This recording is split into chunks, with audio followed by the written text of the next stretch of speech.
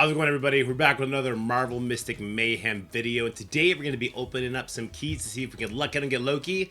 Kind of done spending money on the game. I think we'll talk about why that is in this video. If you watch any of my previous videos on Marvel Mystic Mayhem, you know I've been super high on the game, right? I'm #1 glazer because I like to keep things positive. When the game's super new, I keep it positive, and I've been waiting to see when they're going to drop something that we can sink our teeth into, and I think they've actually not hit that mark in a lot of regards. We're going to go over the stuff that happened in this patch, but also just sort of the way they are running scaling in the game. I think that's my big issue. But let's have some fun first. We are by no means guaranteed to get the Loki unlock here. This is not something you should do. I'm going to open up 26 keys here, I guess. Sorry, 30 keys. Rip. Brain fried. We're going to open up 30 keys here. If we get them, cool. If we don't, whatever. And then we're actually just going to start saving them until we have 80. But I needed something to get you guys click this video. I'm not going to lie to you. So let's open up for Loki. Let's see if we can get lucky. All right, here we go. 3, 2, 1. Come on, streamer luck. If we get them, then we can just stop.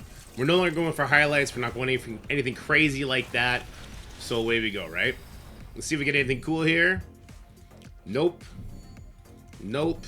Nope. And what will you offer All right. in return? She's a featured character, right? I definitely would have preferred Dream Queen for sure. Dream Queen is definitely pulling up in a lot of regards. I don't want to skip. I don't want to skip. Let's see it. We're not doing very many here, right? Boom. Oh, that's not it. All right. Try to be like that kid on YouTube. Boom. And then, all the good things happen. All right. Nothing there. Nope. You take a picture of these? I've been trying to start taking pictures of these all the time. I can't do it when I'm on LD Player, but on my phone to start gathering these gems. I'm not sure what the limit on it is, but there does seem to be a limit. All right, I'm happy with Dream Queen. Cool. I don't really want to spend my alliance credits on her. I want to spend it on resources to build stuff up still. Maybe. I don't know, actually. Maybe that's a terrible thing. Maybe that's a terrible idea. We'll talk about that as well. Anyway, come on, yellow. Oh, okay. I don't think we're going to get a legendary character here. Let's go ahead and skip this. Okay, I mean, I think I'm closing in on potentially getting him maxed out. No, he needs like... I think he needs 6 more for that final one, right? He just has the final piece. Here we go. Oh, all right, we'll skip that. More sentry. Okay, I don't know why we're getting more sentry, but I'm happy for it. 5 more. Here we go. Boom. Oof, we got only 5 more to do. Actually, we'll have a bunch of yellow dust we can go open up maybe. We'll go see about that. All right, 5 more. Here we go. Yellow. Oof. Looks like we're not getting Loki. I don't even know how good Loki's going to be. I've not gone over his kit. What I will say is from what I played with him in... Oh, we get a bunch of these here. Okay, we got 5 of these. We'll get 5 of these while we're at it. This finally reset. This has a 30-day countdown. This is crazy how long the countdown is on that. This gets us 2 more. Sure. Okay. Okay, we'll get another one as we go. And we can get at least 1 more here. We can get more gems throughout the day as well. Well, I'm going to continue opening for him off stream. We'll try and get it done. All right, here we go. Yellow. Oh, that's not yellow. And doppelganger. Okay, okay. We got 3 dust there, which means we can get 1 more key from over here.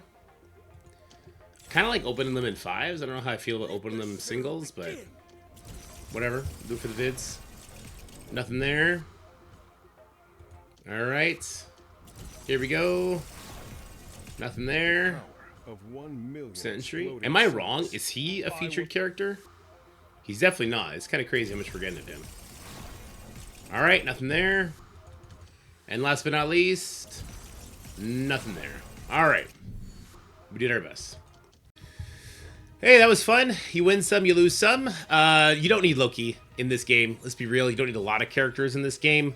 Loki seems to be highly skippable. I've looked over his kit. It's not super interesting. Him going to the Destroyer is really cool. But when he does it, it's... I got to play with him in the Mystic Clash game mode. Which, I mean, I get to play with him. He's controlled by AI.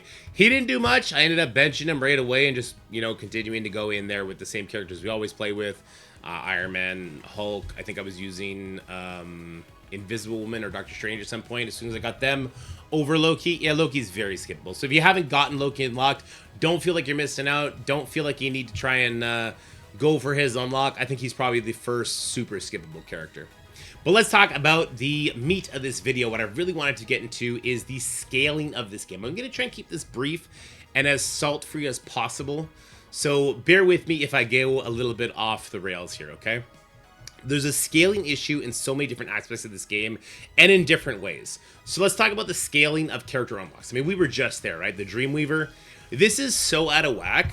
Needing 80 to unlock a character on the pity timer, this is on the higher end of gacha games.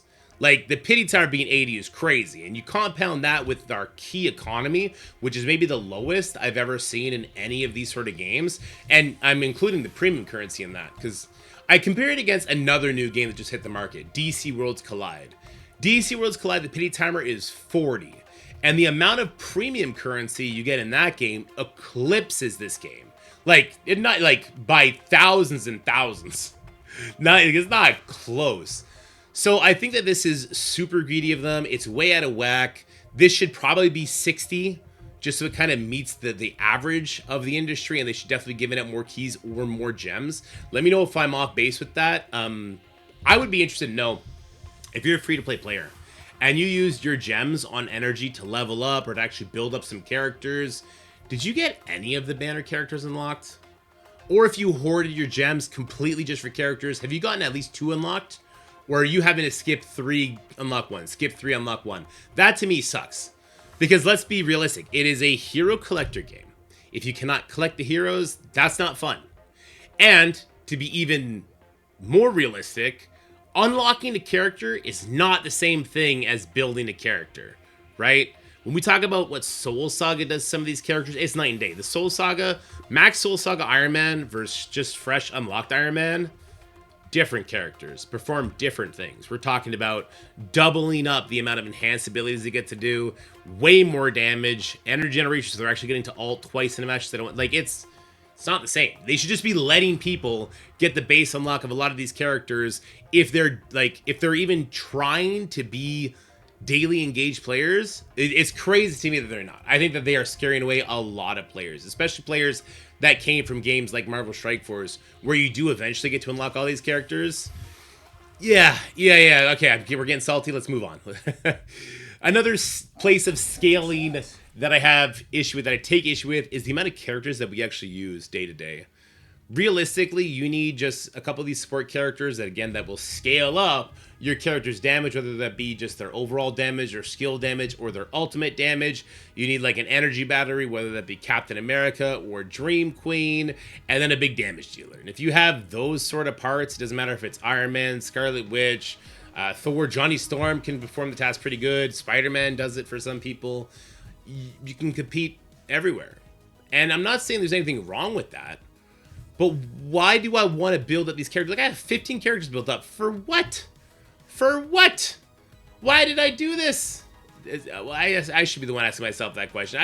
I felt like there's going to be something that's going to come to the game where we're going to want more than just 3 characters built up. And then Alliance War was announced, right?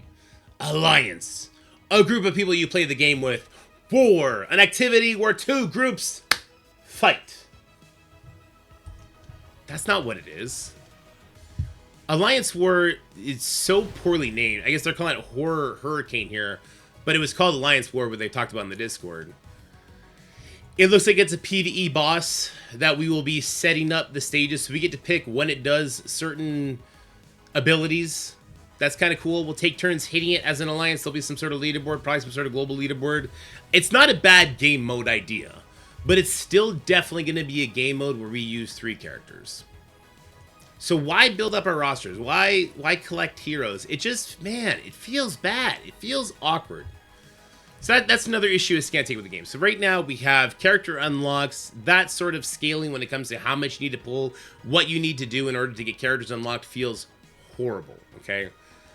Character usage scaling, it doesn't feel like we're using enough characters. That feels bad. But even when we are using characters, if we go over to the Bifrost Brawl and we do some PvP, it's not fun. Let me check out my history. I'm just using Fantastic Four, and we either just absolutely demolish or we lose against some mirror matches. And what it comes down to is the scaling of health versus life. You either one-shot or you get one-shot. You're either invulnerable Or you get one shot. You can be invulnerable from being invisible, or if you're Psylocke, you can do some dodging. Lady Bullseye can one shot any character she wants, which is actually kind of cool. But it's not. No, it's not. It's actually not really cool because one-shotting is stupid. One-shotting is stupid. Why do these matches take 15 seconds? Right? They need to times the amount of health these characters have by like 20 and divide our damage by like 50 so we can actually see some strategies. We can actually see some like, oh, if this character ults, then this happens. It takes away 20% of their life. Okay, now we're going back and forth, and it could be interesting. Not, oh, I went invisible. Now Reed did his ultimate. Now things rolling over everybody, and everybody got one shot. They went from 100% life to dead. It's just, it boggles my mind. That's where we're at. Okay, we're getting a little bit salty. Let's relax. Relax. I'm an adult. Okay. It just feels like this sort of PvP is super blah. One shot, get one shot, invulnerable or not. Like, doesn't do it for me. Let me know if it does it for you. That doesn't even include the part where it's AI controlled. Why don't we have a PvP that is not AI controlled? I understand that puts such a giant advantage on the offense, but it's so much more fun. Like, I want to control who my Reed grabs. I want my Reed to grab the back line. I don't want Reed to automatically grab your fucking thing from the front line and just pull him closer where he was already coming. I want him to grab the Invisible Woman, stun her by slamming her into the thing, which is what the ability is supposed to do, right? The AI plays it dumb. I don't want my Invisible Woman to put stealth on herself, even if I start her position in a clump with her allies. Do something with the scaling. Give the defense an advantage by giving them higher health, higher damage scaling, whatever you want to do over there. But make it so it's not one shot or invulnerable. Like, let me know what you guys think about that. I really don't like that. But that's PvP. I mean, I think PvP in this game is atrocious. I hope they can figure something out because I think that there's a lot of meat on the bones of the characters we have. I think there's a lot of theory crafting we could do with a lot of these characters to make some cool teams. I would love to see a PvP mode where we set like 6 teams on defense and we face the other person 6 teams. I would have loved to see that in an alliance setting, but I guess that's not going to happen. And then there's PvE. I haven't even done this story mode yet. I did like the first wave. Thor one-shot as soon as I put his buff on, he cleared the entire thing and I closed it out. I'm actually okay with the story mode being stupid easy because the story mode is about telling people a cool story and getting them some resources. Fine. I could definitely... That's not for me. When it comes to the new bosses, though, why are we beating Surtur in 10 seconds? Right? Like, I have a really bad score. I can't be bothered to care about this anymore. Let me see how long we can do this when I haven't really studied anything. I haven't looked at cooldown rotations. I haven't checked my energy generation or anything like that. Let's just see how fast we beat it. What is this? It starts at 3 minutes. How long is this fight gonna take us? Actually, I don't even know who has my Cosmic Cube. Let's go spam some abilities real quick. It must be Invisible Woman. Yeah, there she goes. Sure, let's do one of these. Alright. Because I think the guy who's in first place right now, he probably beat it. It looks like he might have beat it within like a couple seconds. Like 10 seconds maybe? 10, 12 seconds? I didn't even have my buffs up. Does anybody know what this boss does? Because I just took 100% of his health bar off without knowing what the hell I'm doing. I put some scaling attacks up. I don't even know if I had Captain America's buff area down. I don't know. And we just like one-shot him. I'm sure if these ads get to the boss, they do something cool. Maybe they buff him. Maybe they do something. I don't know. They evaporated to a Captain America shield and an Invisible Woman hit, which are not big hitting abilities. Alright, let's go ahead. Let's buff up. We'll buff up Scarlet Witch. Let's get some energy going. Buff. Invisible Woman does her hit. 80%. 50% of his life gone. Just 50% gone is crazy. It's taking us 40 seconds. Man, that's longer than I thought it was going to be, honestly. I've not done anything. Let's see what our score looks like. Let's look what the leaderboard looks like. I was with the leaderboard for the first two. The last Eye of Nightmare, people were beating the boss in like, I think it's 10 seconds or sub 10 seconds. It was ridiculous. It's just like cutscene after cutscene after cutscene. A lot of it comes down to having certain characters or certain soul sagas, so their abilities cost less, or so the certain abilities that they do cost less. We're near 2100 here. That took us 40 seconds. Let's see, homie. Oh my God. He put up nearly 2500. So this guy is definitely beat. If it took me 40 seconds, he probably beat it in like 15. The way it scales up, probably like 15, 16 seconds. Why? Why is the nightmare difficulty being cleared in 15, 16 seconds? Create an ultra nightmare. Create a freaking Diablo version or something. You took all this time to make this cool boss, even though it took me 40 seconds and I'm low on the leaderboard, whatever the case may be. I have no idea what this boss does. You took the time to design this boss. Let me see what mechanics he does. Let me have to survive those mechanics. Like, Eye of Nightmare and the Dragon Armor were fun at first because, we had to eat a breath here. We had to learn how to kind of stabilize ourselves. That's where the fun comes in. Not just, let me put a bunch of scaling effects on this character, one-shot their whole fucking life bar. Okay, we got too salty. All right, we're gonna end the video. All right, guys. We got too salty. We're gonna end the video. We're gonna go touch some grass.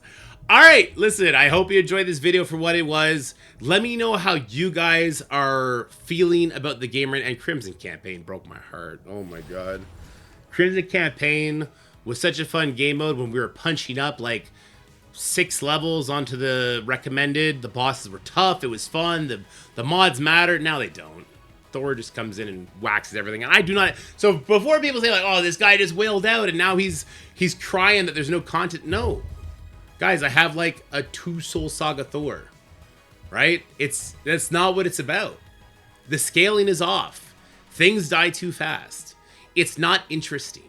The PvP one-shot or get one-shot is not cool. Anyway. Again, we got a little bit too salty. I hope you enjoyed this video for what it is. Let me know your feelings and if you have any countervailing points to this. If you know more about Alliance War than I do, maybe we do get to use more than one team. I'm not sure. Let me know in the comments below. I'm more than happy to catch up with you guys. I know it's been a week. I got super sick after vacation, but we're back at it now. Next video, we're going to be tackling the challenge. I think tackling the challenge could be a breath of fresh air. I heard that the final one is pretty tough. But up to the final one, it's very easy. We'll be doing that in the next video. So looking forward to that. Hope you've been happy. Hope you've been healthy. Hope you've been having fun. I'll see you guys next video. Bye for now. That's it for the video, guys. I hope you enjoyed it. If you did, make sure you like, share, and subscribe. Stay happy, healthy, have fun, and I'll see you in the next one.